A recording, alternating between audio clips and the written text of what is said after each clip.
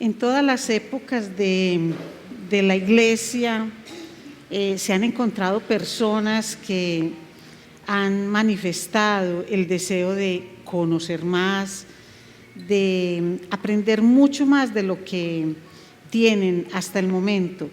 Y estas son situaciones que muchos falsos maestros utilizan para llevar lo que ellos dicen son sus verdades, sus misterios, promesas como de lea este libro, venga y aprenda este idioma, haga esto, venga a estas conferencias y va a encontrar la verdadera revelación, va a encontrar como muchos misterios que hoy tiene la Biblia van a ser despejados ante sus ojos, se le va a aumentar el conocimiento, la sabiduría.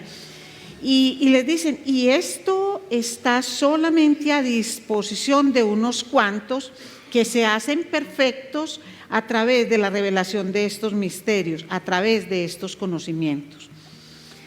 No podemos desconocer algo, y es que en muchas iglesias o en todas las iglesias, puede decir uno, hay personas que tienen algún nivel de insatisfacción de una u otra clase. Insatisfacción por la relación entre los hermanos, insatisfacción por la manera como escuchan o como es predicado el Evangelio. Y la verdad también, y no podemos desconocer, es que iglesia perfecta no hay ninguna.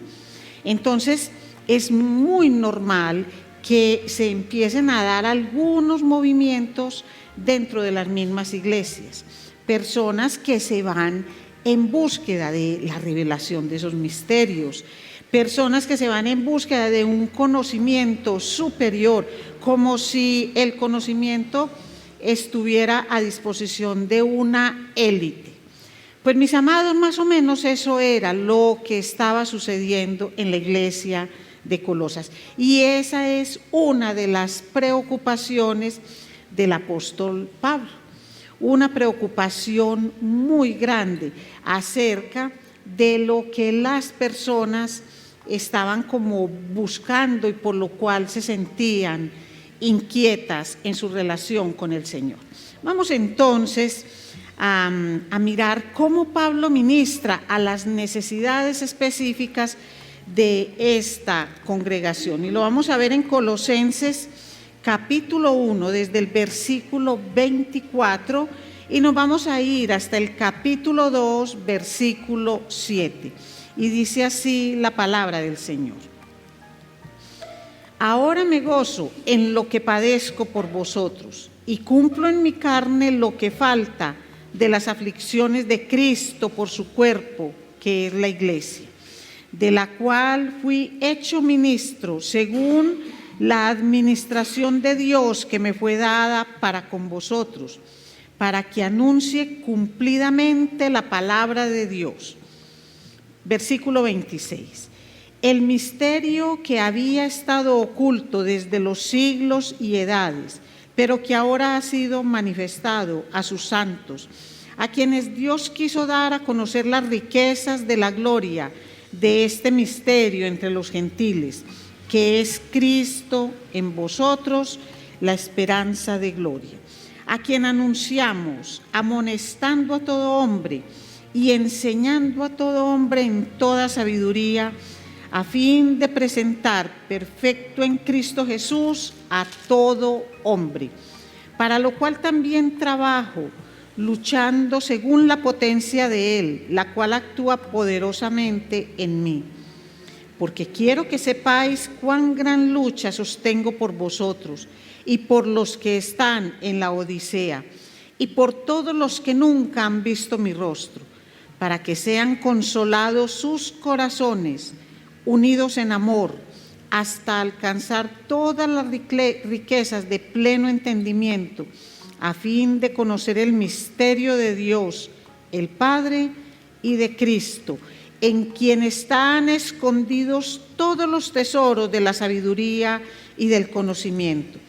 Y esto lo digo para que nadie os engañe con palabras persuasivas, porque aunque estoy ausente en cuerpo, no obstante en espíritu estoy con vosotros, gozándome y mirando vuestro buen orden y la firmeza de vuestra fe en Cristo. Por tanto, de la manera que habéis recibido al Señor Jesucristo, andad en Él, arraigados y sobreedificados en Él, y confirmados en la fe, así como habéis sido enseñados, abundando en acciones de gracias. Padre, y gracias te damos por tu palabra. Ayúdanos, Señor, a entender, a comprender el misterio que Pablo anuncia en esta carta, a entender el alcance del ministerio de Pablo, un ministerio que nos alcanza hasta el día de hoy, y un misterio al cual nosotros, cada uno de nosotros, hemos sido llamados a predicar al mundo. Gracias, Padre Santo, por tu palabra, que sea tu Espíritu Santo en cada uno de nosotros dándole vida, dándole luz, entendimiento y toda la sabiduría que está, Señor, escondida en ti, para bien de todos y cada uno de nosotros los creyentes. Gracias te damos, Padre, por tu palabra. Amén. Muy bien, mis amados. Dos cosas vemos nosotros en todo este relato y tienen que ver con el ministerio de Pablo, pero también con el misterio de Cristo. Cuando a uno le dicen misterio de Cristo, eso le suena a uno como extraño. Y de hecho Pablo lo utiliza en varias de sus cartas, hablando de lo que es el misterio de Cristo. Pero vamos a mirar inicialmente qué es esto del ministro, porque si hay un ministerio, tiene que haber un ministro. Entonces vemos algo bien importante, mis amados, y es de donde parte todo. En la reunión anterior terminamos en el versículo 23 del capítulo 1 y lo voy a volver a leer, porque ahí está el origen del ministerio de Pablo. Y dice, en el versículo 23 está hablando que permanecerán y que el Señor los ha reconciliado, Dios los ha reconciliado en Cristo, y dice, si en verdad permanecéis fundados y firmes en la fe y sin moveros de la esperanza del Evangelio que habéis oído, el cual se predica en toda la creación que está debajo del cielo, del cual yo, Pablo, fui hecho ministro. Entonces, inicialmente hay que mirar acá que él no se hizo ministro. Y esto es bien importante, mis amados. Vean, cada que tengamos la posibilidad de profundizar en la manera como una persona llegó a un ministerio, miremos si llegó a ese ministerio porque se autoproclamó, yo ministro de Cristo, por mí, porque yo creo, porque yo quiero, porque me parece, porque tengo mucho que contar, tengo mucho que explicar. Pero aquí dice que él fue hecho ministro, pero ministro ¿de qué? Del Evangelio que los colosenses han escuchado, porque es a los colosenses a los que se dirige. Entonces ahí está lo primero, yo fui hecho ministro, es decir, el ser ministro está por fuera de la misma persona. Esto proviene del Señor y es muy, muy importante. Entender que fue Dios mismo el que lo hizo, pero lo hizo con un propósito especial, y es para que anunciara cumplidamente la palabra de Dios.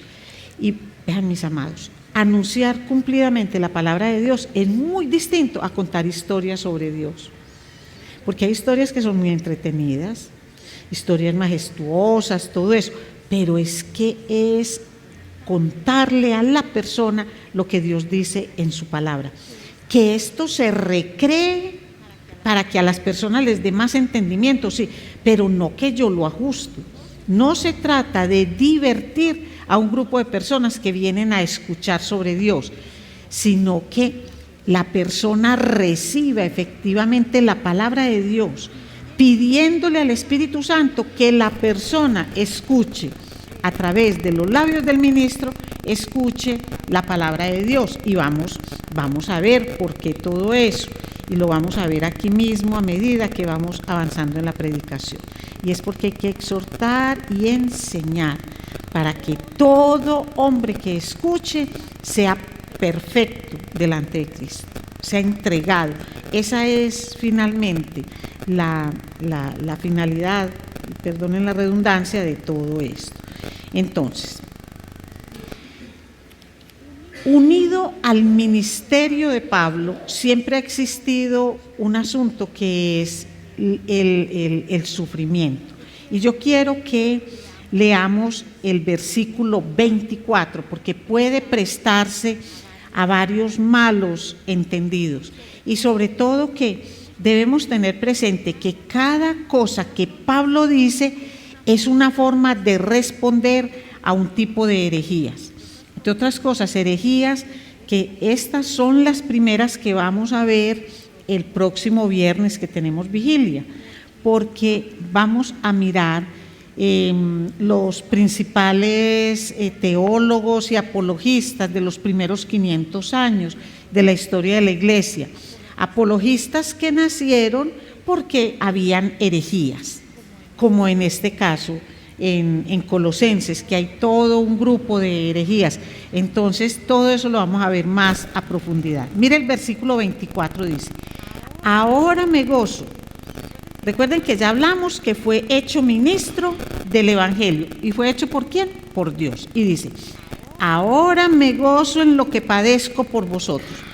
¿Qué le pasaba a Pablo en ese momento? Él estaba preso.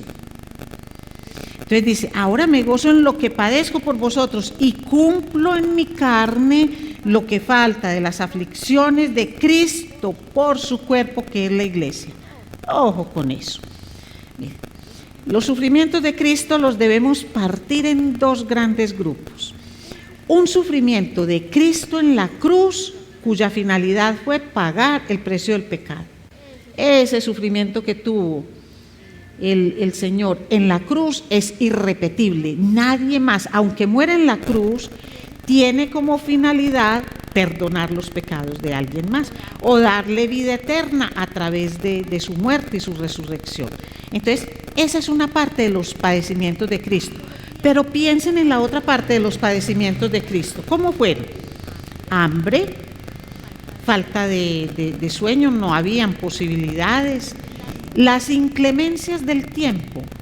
Recuerden que no tenía ni dónde recostar su cabeza y él viajaba de una población a la otra, con frío, con calor, con necesidades. Cuando era maltratado y era humillado, sobre todo cuando sentía sobre él la incredulidad de su mismo pueblo, de los judíos. Bueno, ¿y qué me dicen de la incredulidad de los apóstoles? Cuando volvían y le hacían una pregunta y la otra, cuando le preguntaban, ¿y cómo vamos a conocer a Dios si nadie lo ha visto? Pues hombre, tanto tiempo conmigo y no han entendido que el que me ve a mí, ve al Padre. Y una cantidad de cosas que mostraban la incredulidad aún de sus más cercanos. Esa es otra de las partes del sufrimiento de Cristo. Entonces podemos hablar de dos sufrimientos.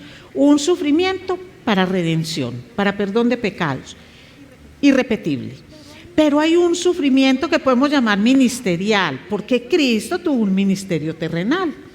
Es decir, Él enseñó a gente que lo podían escuchar pero no prestar atención, a personas que no lo comprendían, una cantidad de cosas. Entonces, ese sufrimiento ministerial es del que está hablando Pablo. Miren esto: quien ataca al cuerpo de Cristo, que es la iglesia, ataca a Cristo mismo.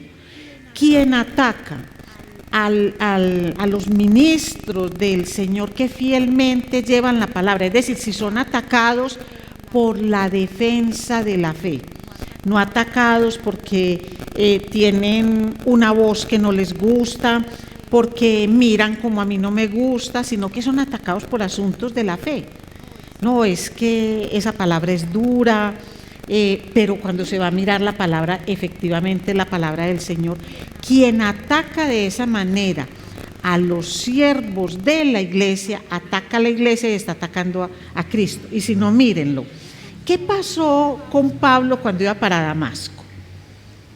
Él iba con un edicto, con un decreto en el cual le permitían aplicar castigo a aquellos que estuvieran hablando de Cristo, porque para Pablo esas personas eran una secta que había que acabar, porque él tenía una falsa convicción acerca de cómo defender a Dios, y eso era atacando a los cristianos. ¿Qué le dijo Jesús cuando lo tumbó? Cuando esa luz le dijo: Pablo, ¿por qué me persigues? Y él le dijo: Señor, ¿tú quién eres? Yo soy Cristo, yo soy Jesús a quien tú persigues. Ahora la pregunta es, él iba a castigar a Jesús, él iba a golpear a Jesús. ¿A quién iba él a golpear? ¿Y quiénes son sus seguidores? La iglesia, la iglesia.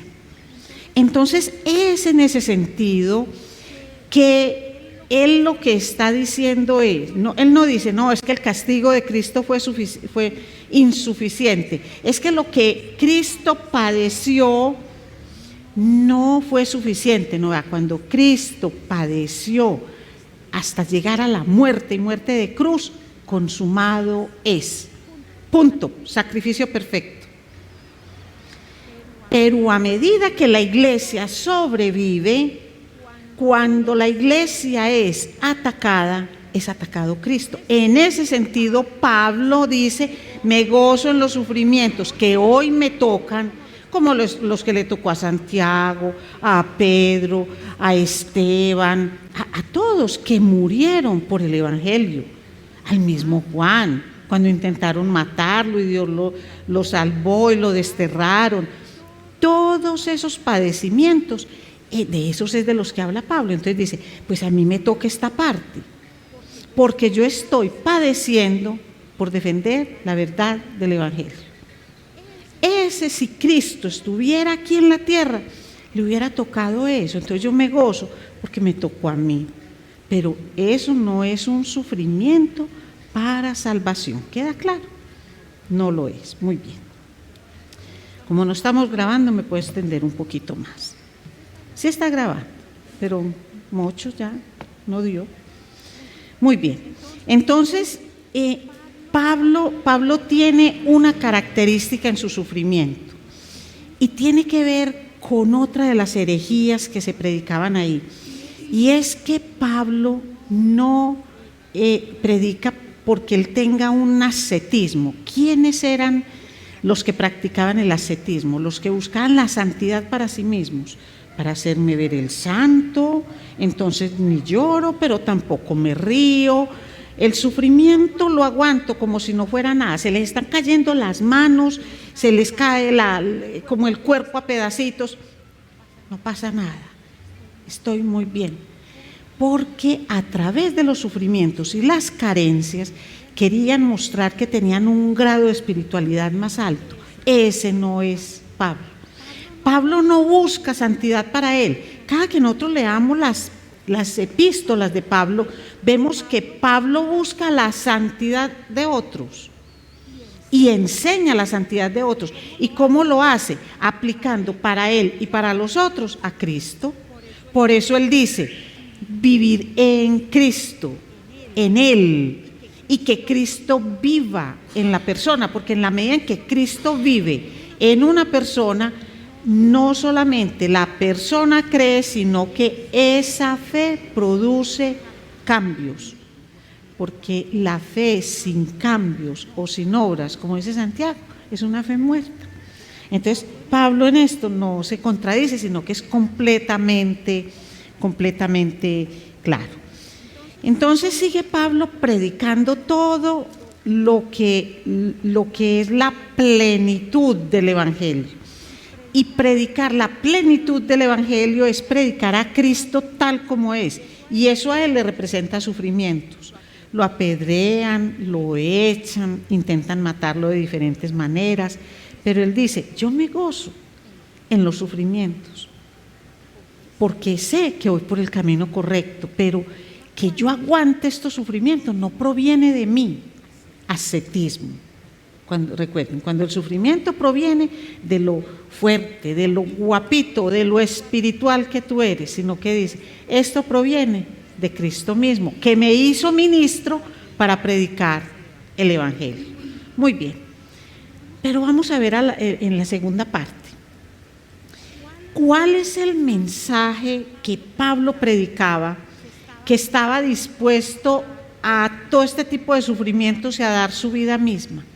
Entonces él lo denomina con algo muy hermoso, y él lo denomina como el misterio de Cristo. Entonces cuando uno escucha la palabra misterio, uno dice, uy, esto es algo oculto. Y esto tenía que ver con otra de las herejías colosenses. Recordemos que Colosas era un pueblo pagano, con grandes influencias de muchas religiones. Entonces, Pablo aquí utiliza palabras clave, perfección, misterio, revelación, plenitud, todo esto. Por eso la centralidad de la carta de Pablo es: Cristo es más que suficiente. En Cristo está la plenitud. Eso es lo que vamos a ver en toda la carta. Entonces, cuando se habla de misterio, los herejes colosenses, los falsos maestros, muchos de ellos salidos del mismo judaísmo, pero con una influencia griega muy, muy grande, entonces decían que es que la sabiduría, el conocimiento, tenía como una dimensión especial para un grupo, para una élite, para un grupo de personas, digamos, elegidos o iluminados o muy especiales, pero que todo esto estaba oculto para las masas, para la gente en general, esto no era. Entonces, mire cómo Pablo recalca que el misterio, que lo vamos a ver muy bien, es revelado para todo hombre, para todo el mundo. Dice, la palabra de Dios, y miren cómo dice, el misterio que había estado oculto desde los siglos y edades, pero que ahora ha sido manifestado a sus santos, a quienes Dios quiso dar a conocer las riquezas de la gloria de este misterio entre los gentiles, que es Cristo en vosotros, la esperanza de gloria. ¿Quién es el misterio? Entonces el misterio no es una serie de dogmas, de enseñanzas. El misterio es una persona. ¿Y quién es? Cristo. Él es el misterio. Entonces, cuando a los colosenses Pablo les empieza a decir que el misterio es Cristo, ellos inmediatamente conectan con el misterio que los falsos maestros les ofrecen revelar. Vengan, está escrito, estas palabras, es que es en este idioma que van a entender el misterio, es que es con estas conferencias, es con estas prácticas, ustedes serán perfectos y entenderán el tema de la salvación. En fin, toda una serie de cosas que hacían que las personas dijeran, bueno, yo creo en Cristo, pero estos me ofrecen algo más. Entonces eran tentados no a dejar de creer en Cristo, sino a las añadiduras que les estaban ofreciendo los herejes. Entonces, miren, misterio y perfección, dos palabras claves en los falsos maestros. Y misterio y perfección que son revelados y entregados a todos los seres humanos a través de Cristo, porque el misterio es Él y Él es su palabra, ¿cierto? Y entregados a todos para que sean perfectos. ¿Quiénes? Todos los que escuchen, pero no solo que escuchen, sino que hagan suya la fe, esa fe que viene por el oír la palabra del Señor, y que no solamente llega a la mente, sino que baja al corazón y se traduce a través de los labios en esa confirmación de la fe, pero también en unas obras que nosotros llamamos un testimonio de vida y que es algo real. Nosotros no tenemos que pensar que la vida cristiana es irreal, utópica o es de ensueño, sino que es completamente real. Entonces, eso es lo que Pablo enseña, y lo enseña con ese propósito. Dice, el propósito de enseñar a todos, amonestando a todo hombre y enseñando a todo hombre. Esa palabra todo contrasta con la élite exclusiva de las filosofías herejes. Pero ¿dónde engancha todo esto, como lo vamos a ver en el resto de la carta?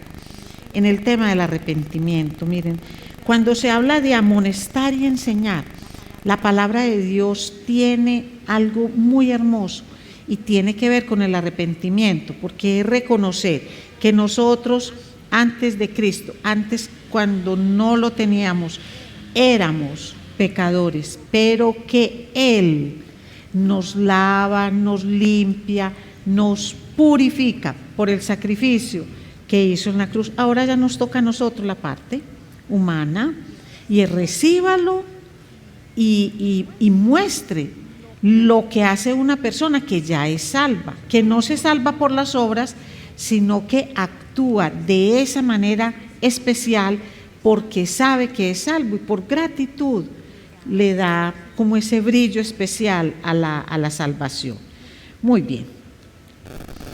Es necesario que cada que nosotros hablemos de ese misterio que es la palabra de Dios y es Cristo revelado, pensemos que para nosotros los creyentes, no es como que yo decida si acepto hablar, amonestar y enseñar o no lo hago. Porque hay personas que dicen, no, yo mejor me quedo callado. Aquellas personas que por no polemizar con la persona con la que viven, con la que comparten en el trabajo, con personas que por una u otra circunstancia hacen parte de su vida y deciden callar para no polemizar, deben recordar lo que decía el profeta Ezequiel, Dios a través del profeta Ezequiel, en el 3:18. Cuando tú no le amonestares al impío ni le hablares, para que el impío sea apercibido de su mal camino, a fin de que viva, el impío morirá por su maldad, pero su sangre demandaré de tu mano. Nosotros todos somos constituidos atalayas, y el atalaya está vigilante, y el atalaya habla cuando ve el peligro. No solo el peligro que se cierne sobre él, sino sobre todo el mundo, porque esa es su labor. Entonces, mucho cuidado con esto.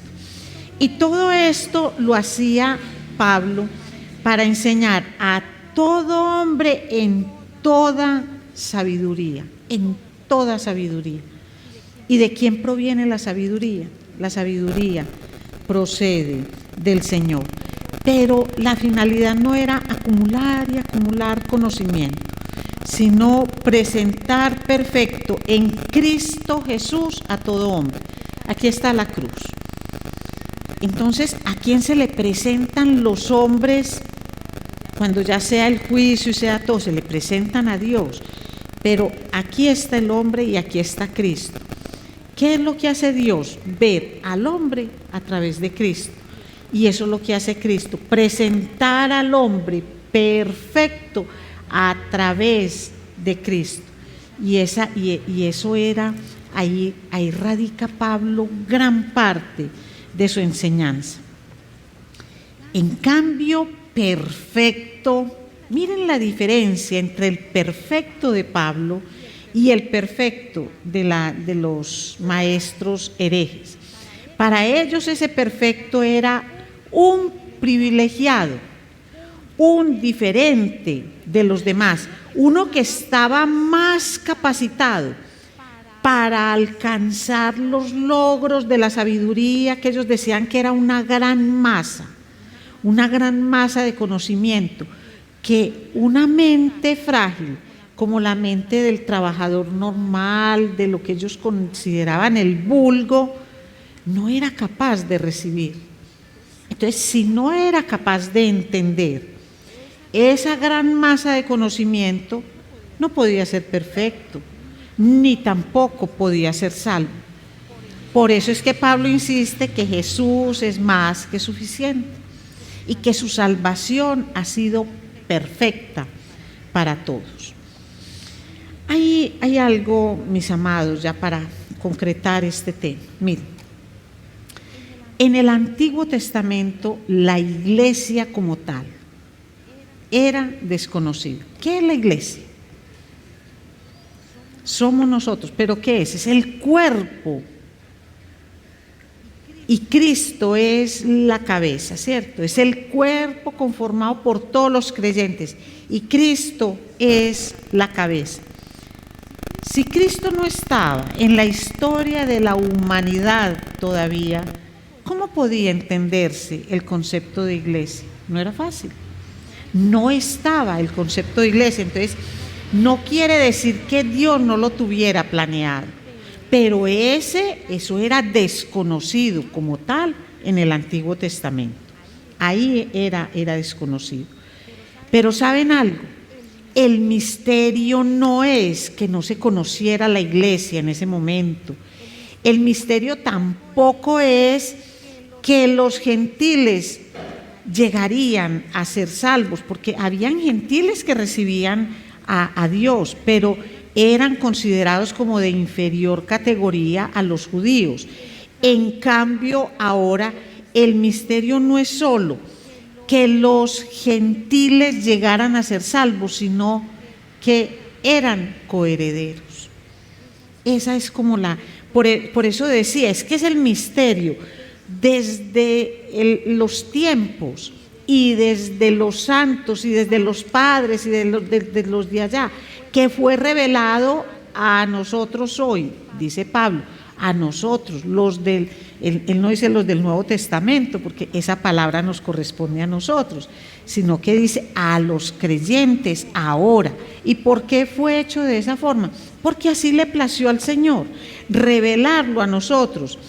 Entonces, es revelar que judíos y gentiles quedaban al mismo nivel, porque en Cristo ya no hay judío, ya no hay griego, ni hombre, ni mujer, ni rico, ni pobre, sino que todo Cristo está a disposición de todo hombre, para que todo hombre sea perfecto en Cristo. Muy bien. Eso es revelar el propósito eterno junto con las riquezas de la gloria. Esta carta de Pablo, yo creo que ustedes se han dado cuenta que tiene un contenido teológico muy grande,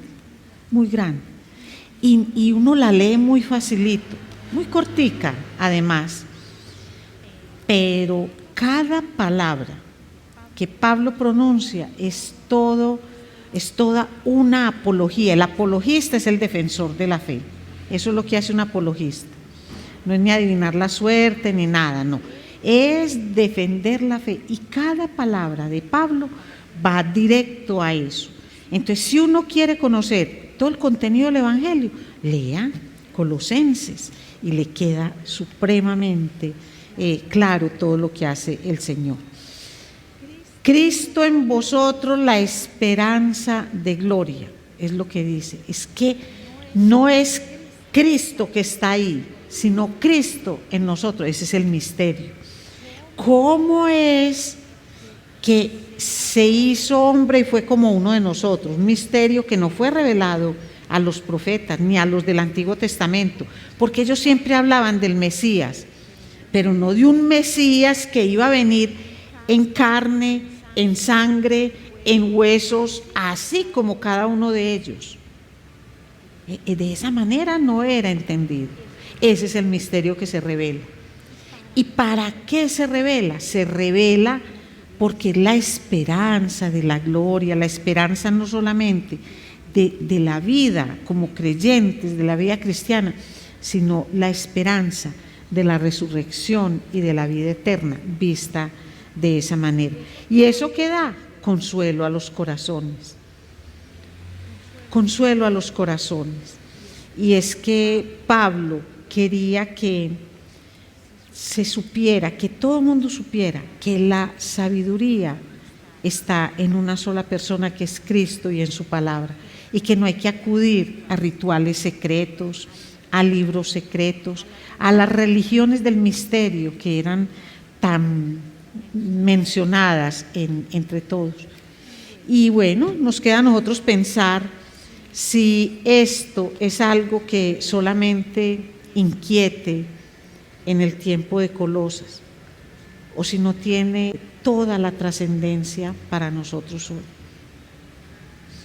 ¿Cuántas personas que creen en Cristo buscan añadiduras? ¿Cuántas personas que creen en Cristo empiezan a mirar qué secreto les es revelado? Y acuden a iglesias donde los misterios son revelados. Algo que Dios denomina un misterio no le corresponde sino a Dios. Los misterios son de Dios. No todo es revelado, porque no todo lo podemos nosotros comprender. Pero ¿saben algo? No todo lo necesitamos comprender para entender la grandeza del Señor, para entender el valor del sacrificio que Él hizo en la cruz, para librarnos a nosotros del pecado. Hay cosas que no necesitamos comprender. ¿Cómo hizo Él el cielo y la tierra? Para nosotros basta con saber que Él dijo hágase y se hizo, porque nosotros creemos en un Dios todopoderoso, grande, majestuoso, creador de todo cuanto existe, y que de tal manera nos ha amado a cada uno de nosotros que en Cristo Jesús se reconcilió con nosotros pecadores para darnos libertad del pecado y darnos vida eterna. Ese es el misterio. El misterio es Jesús, y ese es el llamado ministerial de Pablo. A eso lo llamó el Señor, por eso lo hizo ministro, para que él de manera fiel llevara a todo el mundo su palabra. Y en este caso lo llevó a los colosenses, a los cuales no conocía. Él no los vio nunca, ni ellos le vieron el rostro, como de pronto nosotros tampoco. Nosotros lo conocemos a través de sus escritos, pero hasta el día de hoy nos sigue ministrando. Y todo por la gracia soberana de Dios, porque a Él le plació, y es una forma de derramar el esplendor de su gloria sobre cada uno de nosotros. Vamos a darle gracias. Darle gracias al Señor por todo esto. Y Padre, mi Señor, gracias por mostrarnos en qué consiste el misterio. Y el misterio es tu palabra revelada en Cristo, que es el verdadero misterio. Señor, el misterio no es una forma especial de conocerte. No es que tengamos, Señor, que hacer cosas extraordinarias, ni ser de ninguna élite espiritual. El misterio es Cristo mismo, que se entregó para dar vida al pecador, aquel que lo confiesa como su Salvador y como el Señor de su vida, y que no solamente se queda satisfecho con la salvación, sino que toda su vida de una manera práctica muestra lo que significa que Cristo habita en él. Permite, Señor, que hoy salgamos de esta casa de oración meditando en eso. ¿De qué manera mostramos al mundo que tú, Señor, el dador de la vida, la plenitud de la sabiduría, habita en cada uno de nosotros? Permite que lo comprendamos y que podamos llevar este misterio de tu palabra revelada a muchas personas que creen que se necesitan fórmulas mágicas, prácticas esotéricas y diversas cosas extrañas para ser salvos y para conocerte, Señor.